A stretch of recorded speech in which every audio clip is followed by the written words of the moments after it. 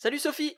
Salut Florian. Et bonjour à tous, bonjour à toutes et bienvenue pour un nouvel épisode du Courrier de la Sterne. Et aujourd'hui, ça devait arriver un jour dans l'émission. Eh bien Sophie et moi nous traitons du même sujet, mais ça ne veut pas dire pour autant qu'on va ne traiter que de ça. C'est parti.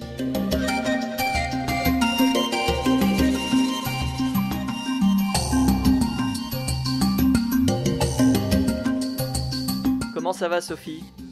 Bah du coup un peu embêté. C'est de ma faute, c'est de ma faute, c'est moi qui t'ai indiqué que j'allais traiter un sujet et au final je ne l'ai pas fait. Donc c'est entièrement de ma faute. J'ai malheureusement pas assez d'informations à communiquer sur le sujet que je voulais évoquer.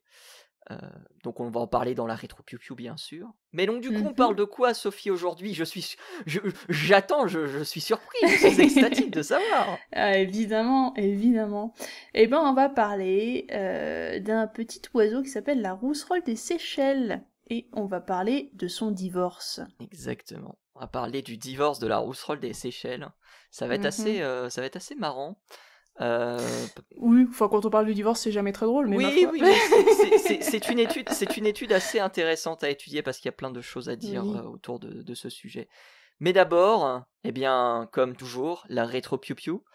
Est-ce que tu veux que je commence par parler de cette rétro ? Parce que moi, je devais parler de la grue du Japon à l'origine. Oui. Pourquoi Sophie ? Eh bien parce que j'ai découvert que dans les années 20, la grue du Japon, qui est aujourd'hui un des symboles nationaux du pays, a failli disparaître. Elle a failli disparaître.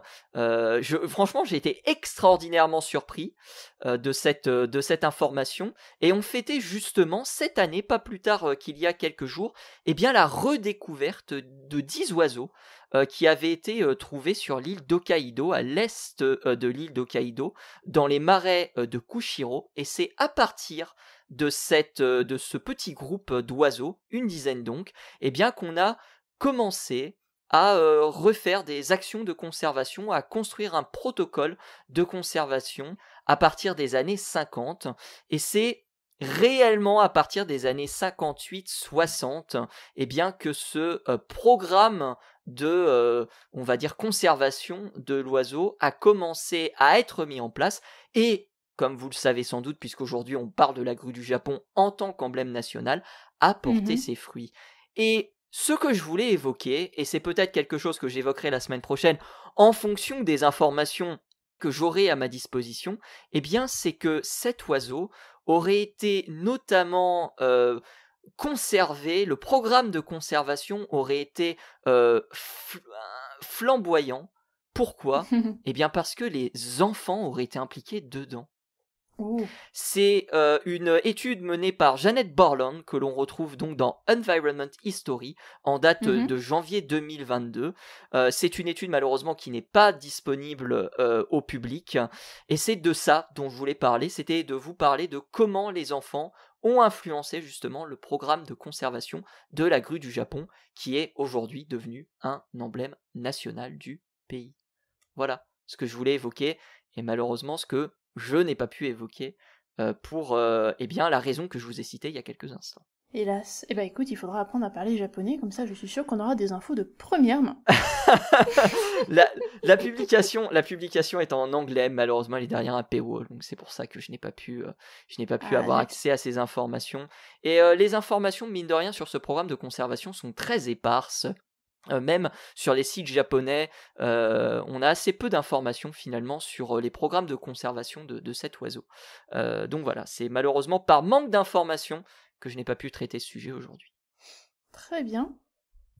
Et ben moi écoute, aujourd'hui j'avais envie de vous ramener une petite publication qui a été publiée dans Science cette fois-là sur l'hybridation de deux espèces d'oiseaux. Alors on est entre le Mexique et l'Amérique du Sud, et ces petits oiseaux, et ben ces deux espèces qui sont très très très très proches, évidemment c'est le même genre, hein, donc on est sur la même famille. Et en fait, il se trouve que lorsque ces deux espèces s'hybrident, et ça donne une coloration un poil différente, avec un oiseau qui va avoir soudainement des caroténoïdes qui apparaissent au niveau de sa gorge, qui sont un peu différentes de celles qu'on pourrait trouver dans les deux espèces de base. Et c'était un petit article intéressant, mais comme j'ai déjà parlé de coloration la semaine dernière, il me semble, je me suis dit que cette fois-ci j'allais parler d'autre chose. Donc voilà, si vous voulez en savoir plus, n'hésitez pas à aller voir cette publication qui est très sympa. Un poil touffu quand même au niveau de la science qui est là-dedans. Bon, si vous avez vu déjà nos épisodes précédents sur la coloration, ça devrait vous rappeler 2-3 petites choses, mais voilà, allez-y préparez quand même, on mettra les liens dans la description si besoin. Exactement. On reste au Japon de mon côté avec une information transmise par BirdLife International. Alors c'est pas vraiment une information, on va dire, qui s'inscrit dans le temps, comme on pourrait justement vous parler de certaines apparitions, disparitions d'oiseaux ou ce genre de choses-là. Mais justement à l'issue de la COP29, BirdLife International, COP29 qui a été une catastrophe, on est bien d'accord là-dessus. Mais à l'issue donc de cette COP29, eh bien BirdLife a réalisé un petit article pour parler de quelques actions de conservation qui avaient porté leurs fruits au niveau international, et c'est notamment le cas pour le pic d'Okinawa, une espèce donc endémique du Japon, encore une fois comme je le précisais.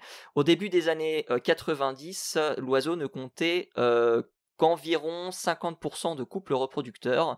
En 2007, il y a un programme de conservation qui a été mis en place, qui a été renforcé en 2016, et aujourd'hui, on a un nombre compris entre 100 et 300 individus, un nombre qui est stable, et c'est pourquoi l'IUCN a décidé de placer cet oiseau non plus en danger critique d'extinction, mais en danger, même si évidemment 300 individus, 100 à 300 individus, ça vous repeuple pas une forêt entière, donc il faut continuer ces actions de conservation.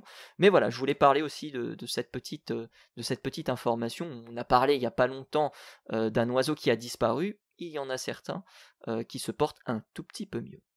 Eh bien, une petite news un peu sympathique de mon côté, il va certainement vous faire rire un peu.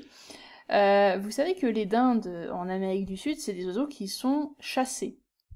Ouais. Voilà, notamment dans cette période de l'année, pour Thanksgiving, on aime bien avoir une dinde sur la table, donc qu'est-ce qu'on fait? On part chasser la dinde.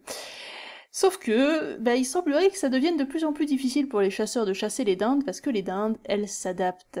Et elles s'adaptent à nos stratégies de chasse et à nos chasseurs. D'accord. Et en l'occurrence, elles ont développé des comportements, et ça a été étudié récemment par une université, par l'UGA Warnell School of Forestry and Natural Resources, donc en Géorgie, qui a étudié donc le mouvement des dindes et comment elles se comportaient pendant la saison de chasse, pas n'importe quand, et il semblerait qu'elles aient compris où les chasseurs étaient et ajusté leur comportement en conséquence, c'est-à-dire qu'elles vont à cette période-là se réfugier dans des zones beaucoup plus avec un couvert végétal beaucoup plus important, qui sont beaucoup plus éloignées des habitations, et elles ne reviennent dans les endroits qui sont proches des habitations que lorsque la saison de chasse est finie.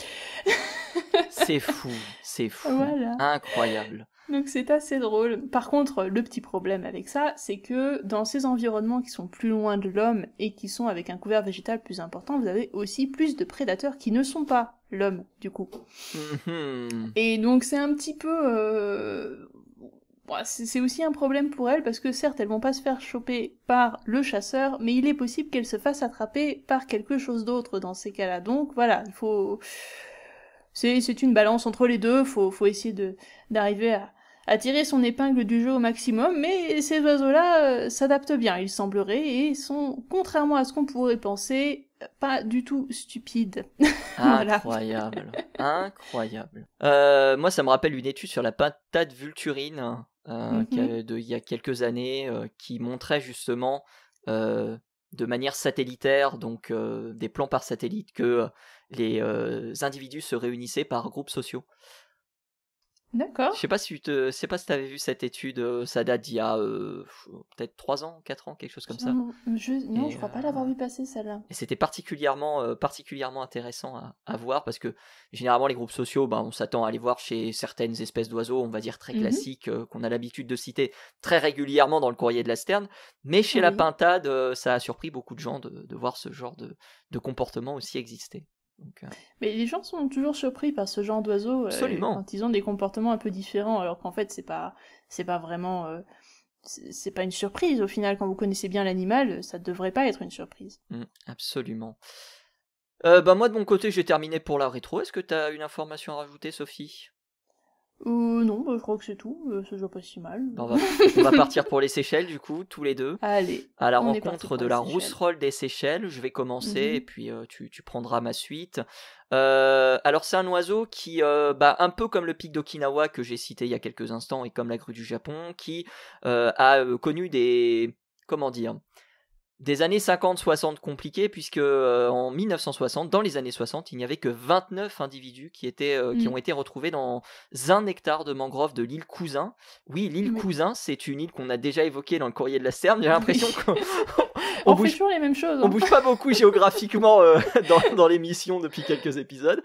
Et donc cet oiseau, il a été retrouvé et ce qu'on a décidé de faire, c'est de le translocaliser dans 4 autres îles de l'archipel. Donc il y a des individus qui sont restés sur l'île Cousin et il y a des individus ensuite qui ont été répertoriés partout dans l'archipel des Seychelles. Aujourd'hui, la population, elle est estimée à environ 3000 individus. Toujours des individus vivant sur les 5 îles, et le statut de l'oiseau, on parlait du statut du pic d'Okinawa qui avait changé, et bien depuis 2013, le statut de la rousserolle des Seychelles est passé à vulnérable. Et c'est d'ailleurs sur cette île qu'on a réalisé l'étude sur laquelle on va revenir d'ici quelques instants, qui va nous permettre par la suite de parler un petit peu plus facilement du sujet principal, à savoir les divorces. Alors les divorces, on va en parler un petit peu chez les oiseaux. Les rousserolles, elles sont monogames, comme on va dire 90% des oiseaux actuels, voilà. Beaucoup d'oiseaux, oui. Mais attention, monogame ne veut pas dire que ces oiseaux restent tout le temps de leur vie avec leur partenaire. On n'est pas chez les corvidés, on n'est pas chez les rapaces, on n'est pas chez les inséparables qui sont connus pour. C'est pour ça qu'on a un taux absolument ahurissant de 92% de divorces par année pour diverses raisons. Ça peut être des incompatibilités génétiques, ça peut être la recherche d'un partenaire de meilleure qualité, tout simplement. L'objectif, ça reste quand même de transmettre ces gènes aux partenaires et d'établir une descendance avec les gènes qui ont la meilleure qualité. Donc ça peut être un partenaire qui a par exemple un statut de dominance sur un territoire particulier ou ce genre de choses. Et moi je l'ai appris dans l'étude, Sophie, peut-être que tu as eu l'occasion de le voir, le divorce peut être accidentel parce que l'oiseau peut en fait... il peut y avoir des retards dans la migration, des oiseaux qui n'arrivent pas à l'heure. Et quand les individus arrivent pas à l'heure, du coup on a un divorce comme ça qui peut se produire parce que l'individu est arrivé trop tardivement sur le site de reproduction. Donc j'ai trouvé cette information particulièrement drôle, personnellement. Qui part à la chasse perd sa place, tout le monde le sait. Mais exactement. Tout le monde le sait. Voilà. Exactement. Donc si vous tardez trop à déclarer votre flamme à votre bien-aimé, même si vous arrivez trop tard avec le bouquet de fleurs, voilà, c'est trop tard. Il y a déjà quelqu'un qui est passé avant. La distance est un véritable problème, effectivement. Même chez les oiseaux. Même chez les oiseaux, exactement. Donc voilà un petit peu les exemples qu'on pouvait citer de cas de divorce chez les oiseaux. Et puis il y a d'autres choses qui ont été établies. Et on a essayé un petit peu de réfléchir sur les conditions météo. C'était une étude qui avait été réalisée en 2010, mais voilà, c'était pas des choses qui avaient été très très très bien travaillées pour le coup, et c'est sur ça justement que cette étude va un petit peu se concentrer, Sophie. Exactement. Alors cette étude se concentre donc sur, il me semble que c'était 16 ans de données qui ont été récoltées, ce qui est quand même pas rien. 16 ans de données sur lesquelles on a récolté non seulement le taux de divorce chez ces oiseaux-là, mais aussi les conditions météo. Et en l'occurrence, ils ont réussi à trouver une corrélation entre les deux. et notamment avec la pluie, les conditions où il y avait beaucoup de pluie, donc pendant les épisodes notamment d'El Niño, on a des conditions climatiques qui sont très très différentes de d'habitude, qui vont ramener beaucoup de pluie, qui vont ramener des tempêtes, qui vont ramener ce genre de choses, et qui donc vont encourager l'oiseau à divorcer. Alors, c'est bizarre dit comme ça. Il voit la pluie le matin, il fait je vais divorcer. Il flotte, je divorce. Oui, non, bon, voilà, dit comme ça, évidemment. Mais joyeux Noël. Faut bien comprendre. Bon, ce sera peut-être en janvier, mais bon, vous avez compris l'idée. Faut bien comprendre que la pluie chez ces oiseaux-là, c'est pas n'importe quoi. La pluie, et notamment pendant des épisodes d'El Niño, c'est pas juste 3 gouttes d'une petite bruine fine qui va tomber chez vous le matin. C'est de la tempête, c'est de la grosse tempête, c'est des orages, c'est des averses avec de l'eau à foison. C'est des moments où les oiseaux vont avoir beaucoup de difficultés à retrouver à manger. Donc c'est des moments où ça va être très compliqué en fait de survivre déjà, mais alors encore plus d'élever une nichée, vous imaginez, si vous n'arrivez pas à vous nourrir vous, imaginez comment vous allez faire pour nourrir des poussins en plus. Donc c'est en ça que c'est compliqué. Alors du coup, l'une des hypothèses et une des choses qu'ils ont testées, c'était est-ce que donc à cause de ces changements climatiques dus à El Niño, voire même la Niña de temps en temps, est-ce que tout ça, ça va avoir vraiment un très très gros effet sur ces oiseaux-là, mais aussi est-ce que c'est vraiment la pluie le problème? Est-ce que ça a un effet vraiment important, ou est-ce que c'est juste minimal? Est-ce que dans ces cas-là, il y a un autre type d'oiseau qui va être choisi? Est-ce que c'est les mâles qui vont essayer de trouver des femelles peut-être un peu plus intéressantes pour eux? Est-ce que c'est les femelles qui vont essayer de trouver des choses? Donc il y a encore plein de choses à tester, et je pense qu'ils n'ont pas encore tout trouvé. Il y a beaucoup de Ils le disent d'ailleurs dans l'étude, il faudra un petit peu plus approfondir cela. Voilà. Par rapport à d'autres oiseaux. Exactement. Exactement. Et du coup, c'était très intéressant en fait de lire cette étude, et d'ailleurs, je crois qu'elle est pas derrière un paywall. Non, si vous pas voulez du tout, elle est entièrement gratuite. Voilà. Donc c'est très intéressant. Mais avant, je pense, de rentrer dans les détails, je veux juste parler un petit peu de la manière dont ces animaux se reproduisent, parce que peut-être ça peut être intéressant de voir comment ça fonctionne chez eux, parce que en fait, c'est pas juste un couple d'oiseaux qui va se reproduire tout seul, faire sa nichée, etc. Ce sont des oiseaux qui vont utiliser des aides pour se reproduire. Alors, comme on l'a vu chez d'autres espèces, on en avait parlé dans d'autres épisodes, il me semble. Les fameux helpers. Voilà, les helpers. Exactement. Ceux qui vont aider les parents, donc ceux qui ont pondu les œufs, en l'occurrence, à élever la nichée. Donc, chez ces oiseaux-là, en fait, les poussins des années précédentes vont revenir pour aider les parents à élever les jeunes. Donc ça va aussi peser dans la balance lorsque ces animaux vont devoir élever les poussins, parce qu'évidemment, plus vous avez d'aide pour élever vos poussins, plus vous pouvez élever de poussins, parce que ça veut dire c'est plus simple de nourrir toutes ces bouches supplémentaires. Parce que quand vous devez faire des allers-retours toutes les 5 minutes pour aller chercher des petits vers, des petites chenilles, des choses comme ça devient facilement fatigant. Donc, en l'occurrence, il y a plusieurs études qui ont été faites. Alors, c'est pas spécialement celle-là, il y en a d'autres qui ont été faites précédemment, et je pense qu'on pourra peut-être leur mettre un lien vers un site qui s'appelle le Seychelles Warbler Project. Absolument. Où vous avez, alors je pense que tu l'as lu aussi certainement. Oui. Vous avez tous les résultats des recherches qui ont été faites précédemment, et notamment des recherches sur ce qu'on appelle alors en anglais ça se dit cooperative breeding. En français, on pourrait traduire par la reproduction coopérative. La coopération dans la reproduction, je pense. Voilà, peut-être. Bon, enfin, vous voyez un peu ce qu'on veut dire. En gros, c'est comment est-ce que tout ça fonctionne, et pourquoi est-ce que ces animaux ont décidé d'avoir des aides pour la reproduction, et comment ça marche. Alors, je sais pas si t'avais lu un petit peu dans les détails, mais en gros, ce qui se passe, c'est que vous avez 2 types d'oiseaux qui vont être produits lors de ces reproductions, on a les mâles et les femelles, et en l'occurrence ceux qui vont aider le plus souvent lors de la reproduction pour les années suivantes, ça va pas être les mâles, parce que les mâles ils vont se disperser pour essayer de trouver des territoires avec des femelles, ça va être les femelles qui vont rester. Qui corrobore ce que tu avais dit dans une précédente rétro Piu Piu, où tu vas parler justement de ce genre d'études. Tout se connecte, mon Dieu. C'est incroyable. Incroyable. C'est un multivers, t'as vu ça? Oh, la taille du multiverse. Voilà. Et en plus, ils ont même trouvé, et là c'est encore mieux, c'est pas juste les sexes sont déterminés au hasard, et puis voilà, il y a des œufs qui vont être mâles, il y a des œufs qui vont être femelles, etc. Non. En l'occurrence, il se trouve que les mères, lorsqu'elles pondent les œufs, elles sont capables de faire en sorte qu'un embryon soit mâle ou femelle, et en l'occurrence, en fonction de la quantité de nourriture qu'elles disposent dans leur territoire, elles vont soit faire surtout naître des femelles, soit faire surtout naître des mâles. En l'occurrence, dans les territoires où la nourriture vient à manquer, on va plutôt faire des mâles parce qu'ils vont pas rester sur place, ils vont se disperser pour aller chercher d'autres territoires, ce qui va permettre peut-être de trouver plus à manger et de pas être un poids pour ce territoire sur lequel les parents sont. Et lorsqu'il y a beaucoup à manger sur le territoire et que tout va bien, et dans ce cas-là, les mères vont surtout produire des femelles qui pourront rester sur site, parce qu'il y aura assez à manger pour elles et pour les futurs nichés. Et comme il y aura pas mal à manger aussi, ça veut dire que la mère pourra produire plus d'œufs et donc avoir plus de poussins l'année précédente grâce aux femelles qui vont rester avec elle, etc., etc. Et ça, Sophie, ça se contrôle par la température de l'œuf, c'est bien ça?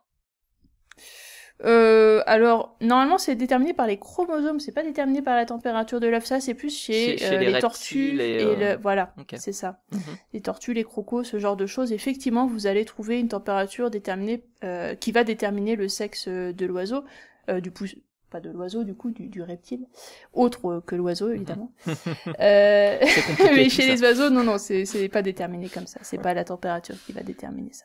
Non, je dis c'est justement intéressant parce qu'en fait c'est des études qui vont montrer aussi comment est-ce qu'on c'est des vertébrés comme les oiseaux vont réussir à manipuler le sexe ratio qu'on va avoir dans ces nichés. C'est quelque chose qui se fait chez pas mal d'espèces, mais qui est quand même encore un phénomène qui est pas très très bien compris encore aujourd'hui et qui demande un petit peu d'études supplémentaires. Donc ça c'est intéressant aussi sur ces oiseaux-là. Est-ce que tu veux continuer peut-être avec... je vais continuer avec les résultats, parce que les gens se demandent, mais divorce, comment ça? Oui, c'est Alors, vrai c'est un chiffre qui est compris entre 1% et 15,6%. Vous allez dire, c'est une amplitude qui est énorme. Et oui, parce que on a un taux de divorce d'en moyenne 6,4% par an chez ces oiseaux, ce qui est beaucoup moins que d'autres oiseaux qui appartiennent à la même famille comme la rousserolle turdoïde qui a, elle, un taux de divorce de 85% par an. Donc on est plus proche d'oiseaux, on va dire, qui sont très fidèles. Je crois dans l'étude, ils prennent l'exemple d'un colombinet, si mes souvenirs sont bons, donc d'un pigeon et apparenté, mais je sais plus quelle espèce c'est. Alors pourquoi? Parce que les sites de nidification sont plutôt très stables et l'environnement est connu, c'est normal, on est sur une île, tout le monde connaît à peu près où il est, et c'est finalement un environnement qui change assez peu par rapport à ce qu'on pourrait avoir sur de plus grandes amplitudes géographiques. Mais ce taux, comme je l'ai dit, il est variable. Il est variable pourquoi? Eh bien tout simplement parce que les précipitations, ou aussi, il faut le préciser, la sécheresse, puisque les périodes de sécheresse sont également problématiques pour les oiseaux, eh bien ces périodes aussi bien donc de forte pluviosité que de très faible pluviométrie, eh bien vont faire en sorte que les oiseaux divorcent davantage. Et quand on parle de précipitation, tu as parlé de El Niño tout à l'heure, El Niño qui est d'ailleurs une donnée qui a été rentrée dans l'étude, parce que comme tu l'as dit précédemment, on étale tout ceci sur environ une vingtaine d'années, donc de 97 à 2015, sauf qu'il y a 3 périodes qui ont été conservées, donc cette période de 97 à 2015, à laquelle on a soustrait une période entre 99 et 2001, où visiblement on pouvait pas se rendre sur le terrain, donc du coup ce sont des informations qui ont été exclues de l'étude, et une période particulière, 97-98, avec ce que on appelle en météorologie, et ce qu'ils appellent aussi dans l'étude un super El Niño, donc on va dire une perturbation météorologique extrêmement importante, une perturbation météorologique, pour vous donner une petite idée, qui aura coûté 33 milliards de dollars de dégâts lorsqu'elle s'est produite en 1997 et 98, et qui aura tué 23 000 personnes dans le monde. Et pour vous donner un petit aperçu de ce que donnait El Niño à cette période-là, les températures de l'eau de mer ont augmenté tout simplement de 2 à 3 degrés pendant quelques mois. C'est énorme. Et c'est ce qui est énorme. Et bien évidemment, qui dit des océans plus chauds dit qu'il y a un énorme impact notamment sur les récifs coralliens. Jusqu'à 90% des récifs coralliens ont été blanchis à la suite de cette hausse de température. Et ça dit aussi phénomène météo extrême. Et c'est avec 2015 la période où on retrouve le plus d'ouragans violents du 20e et du 21e siècle réunis, avec 17 cyclones tropicaux qui ont atteint, je crois, la catégorie 5, donc l'échelle la plus importante pour classer les ouragans. Donc voilà, on parle pas de petites modifications du climat. El Niño, et tu parlais de la Niña, c'est des grands ensembles climatiques. On avait eu l'occasion déjà d'en parler ensemble. Donc voilà, ils ont constaté que la probabilité de divorce, elle était étroitement liée à la quantité de pluie qui était tombée au cours des mois précédents. Ça, c'est important de le préciser, parce que on pourrait se dire, bah du coup, ils divorcent au niveau de la situation qui a lieu, c'est-à-dire au niveau de la période de reproduction où il pleut beaucoup ou autre. Non, c'est avant cette période de reproduction que ces divorces, entre guillemets, s'amorcent au cours donc des 7 mois précédant la saison de reproduction, et ils incluent aussi celle-ci bien sûr, mais la période des 7 mois est quand même assez importante à prendre en considération. Mais en gros, il y a plein de paramètres qui ont été récupérés. Comme tu as dit, effectivement, les précipitations sur les 7 mois précédant la période de reproduction, mais aussi les précipitations après la reproduction, et notamment le succès reproducteur de ces couples s'ils avaient essayé de se reproduire en fonction de la quantité de précipitations qui étaient tombées avant, après et pendant. Et ça, c'est aussi intéressant à considérer, parce que ça va nous permettre de savoir si c'est facile pour les jeunes qui sont au nid de survivre lorsqu'il pleut beaucoup à l'extérieur, et si tout ça, ça impacte leur succès, leur succès à l'envol derrière.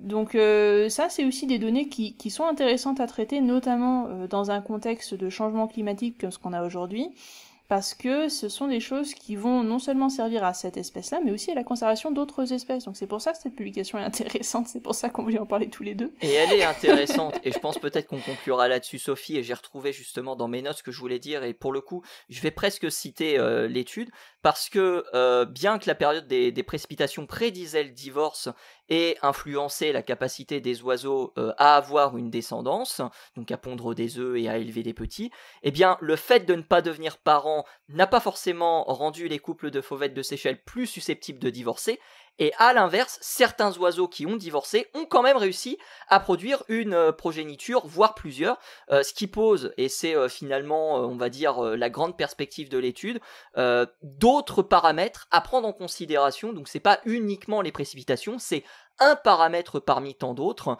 qui montre effectivement qu'il y a une accélération entre guillemets du taux de divorce lorsque les conditions climatiques ne sont pas bonnes, mais c'est un paramètre parmi tant d'autres, et ils le disent très très bien. D'autres facteurs plus complexes pourraient rentrer en jeu dans ces cas de divorce entre oiseaux.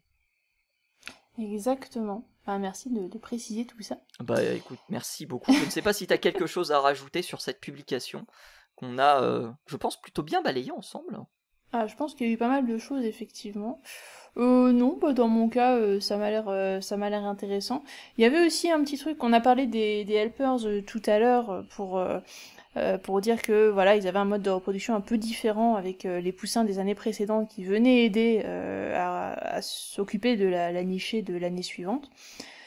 Bah, en fait, ils ont aussi testé dans l'étude de voir si le nombre d'anciens poussins qui venaient aider avait quelque chose à voir avec la possibilité de divorce, parce qu'on se dit que peut-être, après on s'imagine peut-être que si jamais il y a beaucoup de bouches à nourrir et que on est très très occupé et qu'on n'a pas forcément le temps d'aider, on n'a pas suffisamment de bras pour nourrir tout le monde en quelque sorte.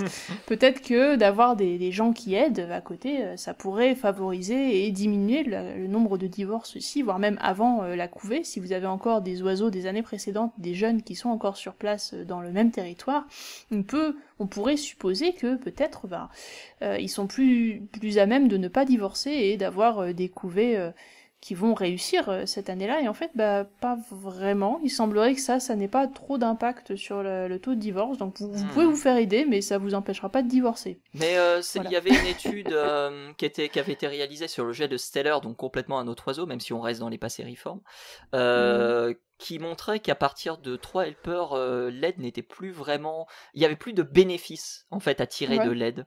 Et là, quand j'ai lu l'étude, je crois qu'on montait jusqu'à 7 ou 8 helpers, ce qui est énorme. Moi, quand j'ai vu ça, j'ai fait « Ah oui, quand même, mais... Ils font comment pour... Donc, donc, il se peut aussi que le fait qu'il y ait beaucoup de helpers ne jugule pas le paramètre du divorce. Faudrait aussi, ça fait je pense partie de ces paramètres à prendre en considération, savoir si on a un helper ou deux ou pas, savoir si effectivement le taux de divorce est plus important, mais je crois ils l'ont pas. Non, je crois que ça n'a pas changé grand chose visiblement. Ils avaient testé, mais par contre ce qu'ils avaient testé dans une précédente publication, c'était savoir si avoir des aides lors de la reproduction, ça permettait aux parents de moins se fatiguer et surtout de rester en forme plus longtemps, parce que vous savez que cet épisode de reproduction chez les oiseaux, c'est particulièrement énergivore, et notamment ça enclenche des phénomènes de sénescence, c'est-à-dire que l'oiseau va vieillir plus vite à cette période-là, parce que ça demande tellement d'énergie à l'oiseau que des fois il en vient à pas suffisamment manger, pas suffisamment prendre soin de soi en quelque sorte, et du coup bah il vieillit plus vite. Et en fait avoir des aides comme ça lui permet de rester en forme, en bonne santé plus longtemps, parce que du coup il se fatigue moins. Absolument. Voilà. Et si vous posez encore la question, parce qu'on n'y a pas répondu, mais comment ils ont fait pour identifier chaque individu ? C'est que on a énormément d'individus donc qui ont été bagués, qui sont tracés depuis 1985. Donc on sait à peu près qui est qui, et donc on peut très facilement établir les différents couples et le cas échéant des divorces qui se sont produits entre les différents individus. Voilà, une information, peut-être une question que vous posez peut-être dans cette étude qui méritait une petite réponse. Exactement. Du coup, je pense qu'on a déjà bien balayé le sujet. Écoute, Sophie, je pense qu'on est pas trop mal, honnêtement. Je pense qu'on va pouvoir mettre un terme à cet épisode. Merci beaucoup, Sophie, de m'avoir assisté sur cette étude. Est-ce que tu veux rajouter quelque chose Non, mais c'était une très jolie étude, merci à toi. Écoute, de rien. Promis, la prochaine fois, je prends un sujet différent et je t'avertis dans les temps de mon changement de sujet. Voilà, sinon on espère que cet épisode vous a plu, mais avant toute chose, Sophie, on te retrouve où ? Comme d'habitude, sur Twitter, sur Instagram, @leplumeux, et sur YouTube, la chaîne Entracte Science. Et vous nous retrouvez bien évidemment sur toutes les plateformes de streaming, vous nous retrouvez également sur YouTube, vous nous retrouvez aussi sur Twitter, si jamais vous voulez suivre un petit peu, genre vraiment un tout petit peu l'actualité de l'émission, et puis quelques petites anecdotes qu'on vous met de temps en temps. Sachez aussi que je suis présent sur Blue Sky, donc si jamais vous êtes présent là-bas, n'hésitez pas à venir aussi, je parle aussi d'oiseaux comme à l'accoutumée, donc n'hésitez pas à venir me rejoindre. On se retrouve donc la semaine prochaine pour un nouvel épisode du Courrier de la Sterne. Salut à tous, salut à toutes. À plus.